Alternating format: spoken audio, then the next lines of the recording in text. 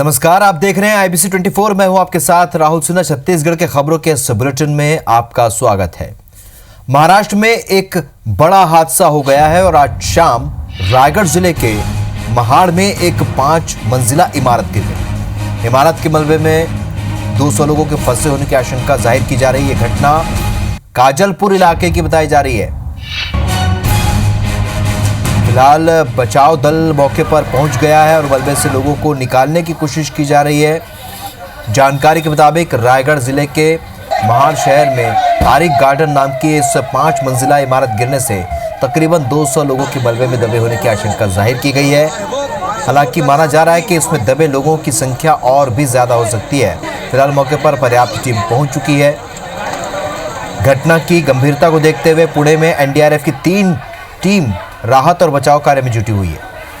तस्वीरें आप देख रहे हैं। 5 मंजिला इमारत महाराष्ट्र के रायगढ़ में गिर गई और 15 लोगों के दबे होने की आशंका जताई जा रही है।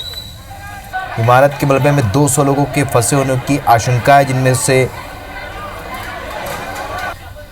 ये घटना काजलपुर पूरा इलाके की बताई जा रही है। फिलहाल बचाव दल मौके पर पहुंच चुका है।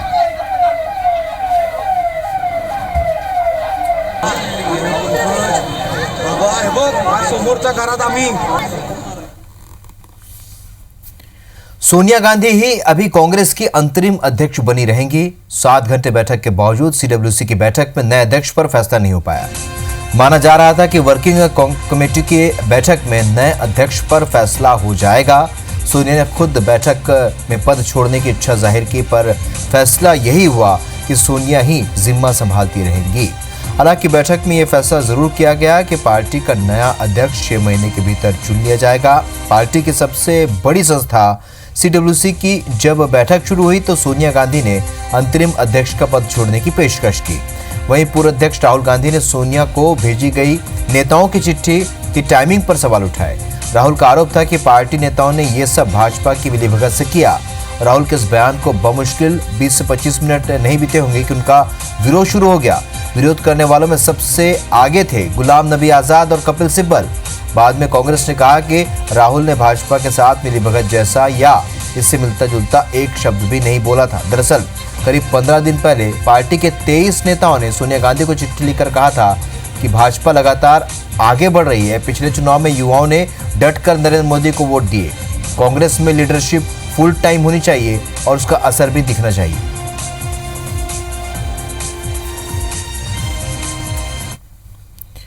तो वहीं कांग्रेस वर्किंग कमेटी की बैठक में सोनिया गांधी के अंतरिम अध्यक्ष बने रहने पर सहमति बन गई, लेकिन इससे पहले छत्तीसगढ़ में भी बयानबाजी जोरों पर चली।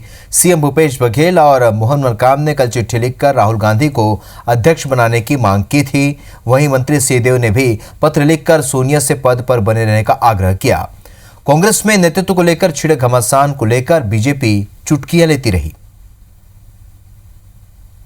कांग्रेस के अंदर जो हालात हैं और कांग्रेस ने जो लगातार पराजय झेला है, उसका निराशा अब वरिष्ठ नेताओं में भी दिखने लगा है और कांग्रेस इस मोड़ पे पहुंच चुका है कि अब लोग खुलेआम पार्टी के अंदर बोलने लगे हैं। चाहे कोई भी अध्यक्ष बने उससे फर्क नहीं पड़ेगा।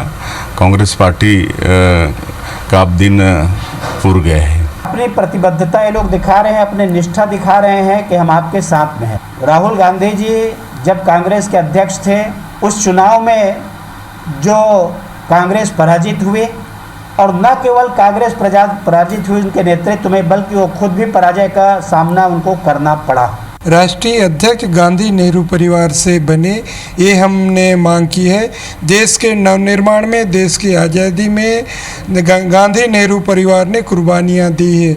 जिन लोगों को अपने घर का ज़्यादा ख्याल रखना चाहिए वो दूसरों के घरों में झांकने की कोशिश कर रहे हैं और अपने घर को ठीक रख के अगर देश की वो सेवा करें तो बेहतर हो। कि सारा हिंदुस्तान का कांग्रेस कार्यकर्ता केवल और केवल गांधी नेहरू परिवार के पीछे है और हम लोग ये मान के चलते हैं इस देश में कांग्रेस को एक कोई रख सकता है, नेतृत्व कोई दे सकता है तो केवल राहुल गांधी और सोनिया गांधी दे सकते हैं।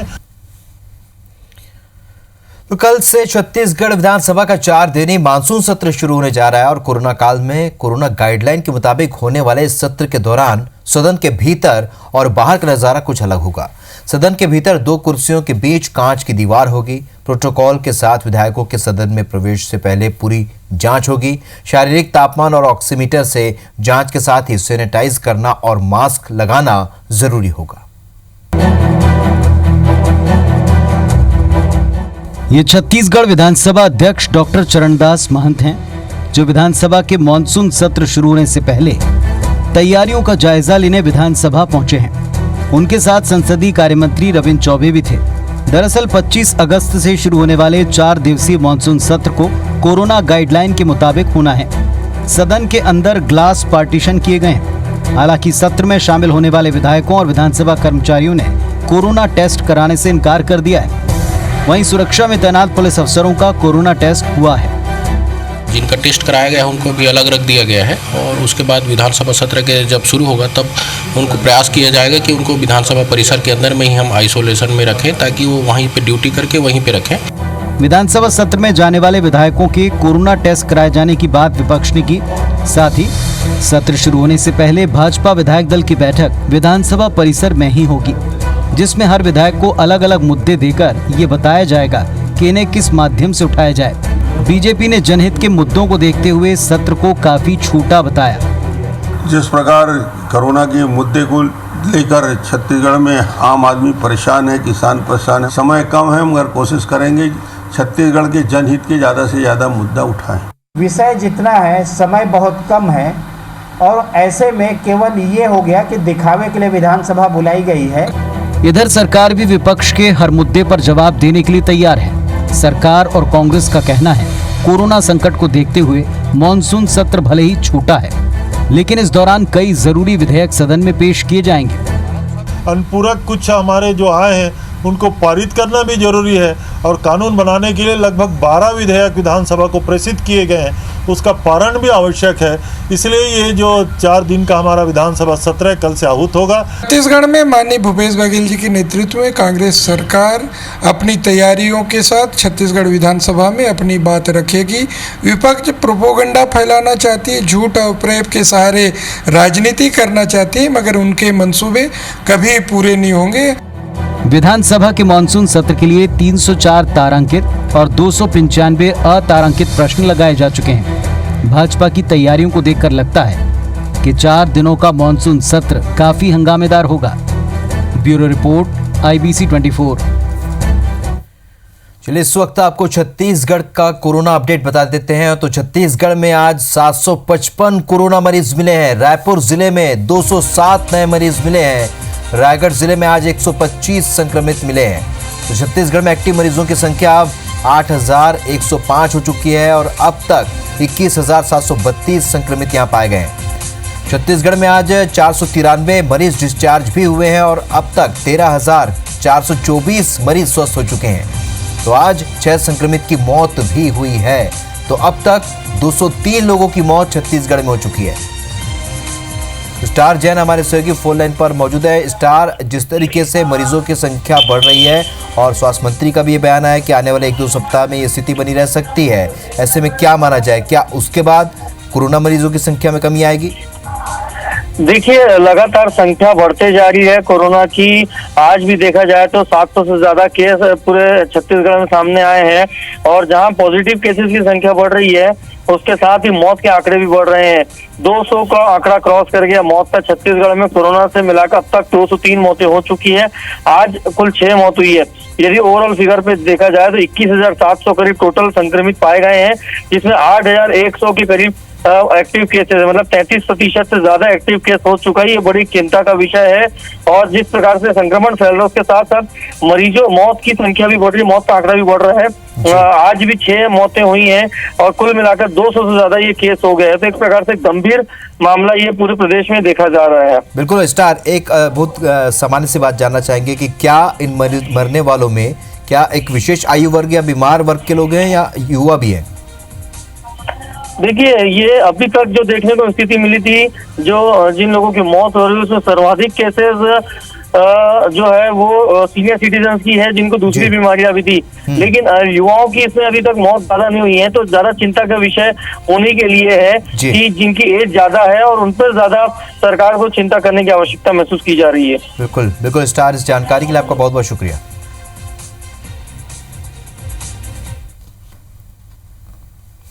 इस बीच डोंगरगढ़ से एक बड़ी खबर मिल रही है। नदी के पत्थर में बच्चे का पैर फंस गया और बच्चे का पैर निकालने के लिए रेस्क्यू इस वक्त जारी है। मौके पर तहसीलदार समेत पुलिस की टीम भी मौजूद है। गड्डई ब्लॉक के रेमरवा गांव का यह मामला है, जहां पर नदी के पत्थर में बच्चे का पैर फंस गया है। बच्चे का पैर निकालने के लिए इस वक्त रेस्क्यू जारी है। मौके पर तहसीलदार समेत पुलिस की टीम मौजूद है। गंडई ब्लॉक के रेमरवा गांव का ये मामला है। डूंगरगढ़ से इस वक्त की बड़ी खबर बता रहे हैं। नदी के पत्थर में एक बच्चा फंसा हुआ है, उसका पैर फंस गया है, जिसे निकालने के लिए रेस्क्यू अभियान चलाया जा रहा है। मौके पर तहसीलदार समेत पुलिस की टीम भी मौजूद है। तस्वीरें आप देख रहे हैं शाम के वक्त की, ये तस्वीरें जब एक्सक्लूसिव तस्वीरें Ibis24 पर आप देख रहे हैं। डोंगरगढ़ में नदी के पत्थर में बच्चे का पैर फंसा हुआ है, जिसे निकालने के लिए रेस्क्यू चलाया जा रहा है। मौके पर तहसीलदार समेत पुलिस की टीम भी मौजूद है। तो गंडई ब्लॉक के रेमरवा गांव का ये मामला है और बड़ी संख्या में प्रशासन के लोग मौजूद हैं,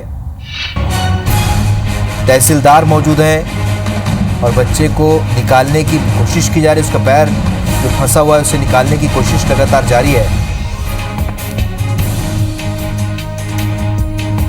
तहसीलदार समेत पुलिस की टीम और दूसरे लोग भी यहां पर मौजूद है। गंडई ब्लॉक के रेमरवा की तस्वीरें आपको दिखा रहे हैं, जहां पर नदी में बच्चा फंसा हुआ है, उसका पैर फंस गया, जिसे निकालने की कोशिश की जा रही है।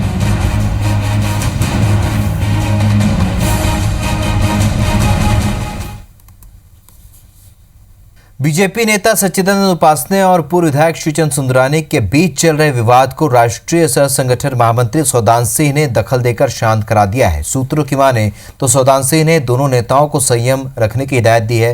उन्होंने पार्टी के दूसरे नेताओं और कार्यकर्ताओं को भी पार्टी फोरम में ही बात रखने की समझाइश दी है। इधर सीनियर नेताओं के विवाद के चलते प्रदेश कार्यकारिणी, मोर्चा प्रकोष्ठ और 5 जिलाध्यक्षों की नियुक्ति अटकी हुई है। कहीं हालांकि इस बारे में पार्टी का कोई नेता कुछ भी बोलने को तैयार नहीं है। प्रदेश अध्यक्ष का कहना है कि बड़ी पार्टी में ऐसे हालात बनते रहते हैं। उधर कांग्रेस इस अंतरकलह पर मजे ले रही है। ये घर का मामला है और आज भारतीय जनता पार्टी बहुत बड़ी पार्टी है, बहुत बड़ा परिवार है। एक छोटे से परिवार में भी किसी बात को आपस में मतभेद हो जाता है, तो ये तो बहुत बड़ी पार्टी है और घर का मामला है, उसको सब हम लोग ठीक कर लेंगे। 15 साल राज करने के बाद 14 सीटों में सिमट गई है। सिर्फ भारतीय जनता पार्टी कार्यकर्ताओं की लगातार उपेक्षा करते रही है। उनके नेता, उनके मंत्री यहाँ के संसाधनों को लूटने का काम किया है। कार्यकर्ताओं को 15 साल में कुछ नहीं मिला। रायपुर का MMI सुपर मल्टी स्पेशलिटी अस्पताल राजधानी का ही नहीं बल्कि प्रदेश का नामी अस्पताल माना जाता रहा है, लेकिन अस्पताल के संचालक मंडल के बीच जारी खींचतान ने इसकी पुरानी प्रतिष्ठा को ही सवालों के घेरे में खड़ा कर दिया है। इस विवाद की वजह से अस्पताल आने वाले मरीजों को भी परेशानी हो रही है। अगर जल्द ही इस पर ध्यान नहीं दिया गया तो शायद अस्पताल का कोई नाम लेने वाला नहीं बचेगा। राजधानी रायपुर का MMI अस्पताल कभी प्रदेश का सर्वश्रेष्ठ सुपर मल्टी स्पेशलिटी अस्पताल में शुमार हुआ करता था। अस्पताल का मजबूत प्रबंधन और इलाज की बेहतरीन व्यवस्था इसे प्रदेश के अन्य अस्पतालों में अलग और खास बनाती थी, लेकिन अस्पताल के संचालक मंडल के बीच छिड़े विवाद से अस्पताल की व्यवस्था और इसकी ख्याति दोनों पर ग्रहण लग रहा है। दरअसल अब यह अस्पताल सुपर मल्टी स्पेशलिटी अस्पताल कम कोविड अस्पताल ज्यादा लगने लगा है। अस्पताल के अंदर घुसते ही कोरोना संक्रमण की जांच करा रहे लोगों की लंबी कतार नजर आती है। ग्लव्स, मास्क, फेस शील्ड में ढके स्वास्थ्य कर्मचारी इसे पहली नजर में ही कोविड अस्पताल का एहसास कराने लगते हैं। इसके चलते अब नॉन कोविड मरीज यहां इलाज कराने से कतरा रहे हैं। इसका सीधा असर अस्पताल में आने और भर्ती होने वाले नॉन कोविड मरीजों की संख्या पर पड़ रहा है। ऐसे में अस्पताल की आर्थिक सेहत भी सवालों के घेरे में है। खुद प्रबंधन भी कम होते मरीजों की संख्या को स्वीकार कर रहा है। पिछले कुछ समय से ये तो मानना पड़ेगा कि जनरल पेशेंट्स के सामान्यतः हम भी डिस्करेज करते हैं कि इलेक्टिव सर्जरीज नहीं करेंगे, क्योंकि इस समय का ऐसा है, इमरजेंसी का सर्जरीज करते हैं। दूसरा, त्यौहार और लॉकडाउन होने के कारण नॉर्मल पेशेंट्स का आना कम हुआ है। दरअसल इन दिनों अस्पताल का पूरा जोर कोविड मरीजों पर शिफ्ट हो गया है। यहाँ ट्रू नॉट और रैपिड एंटीजन टेस्ट होने के चलते हर दिन कोरोना की जांच करवाने आए लोगों की भीड़ नजर आती है। अस्पताल के एक हिस्से को कोविड अस्पताल में तब्दील कर दिया गया है, जहां गंभीर रूप से 22 मरीजों को भर्ती किया गया है। इसके अलावा अस्पताल से अटैच्ड होटल में 75 मरीज भर्ती हैं, जिनका इलाज करने के लिए अस्पताल की टीम जाती है। अब इस अस्पताल में आने वाले नॉन कोविड मरीजों की स्थिति भी देख लीजिए। अस्पताल से मिली जानकारी के मुताबिक आम दिनों में यहाँ हर दिन 300 से 350 मरीज ओपीडी में आते थे और एक दिन में औसतन 200 के करीब मरीज अस्पताल में भर्ती रहते थे। लेकिन मौजूदा स्थिति में आंकड़ा घटकर 40 से 50% पर आ चुका है। अब प्रतिदिन ओपीडी में आने वाले मरीजों की संख्या 150 के करीब है, जबकि 120 मरीज पूरे अस्पताल में भर्ती हैं। जाहिर है इसका सीधा असर अस्पताल की आर्थिक सेहत पर पड़ेगा।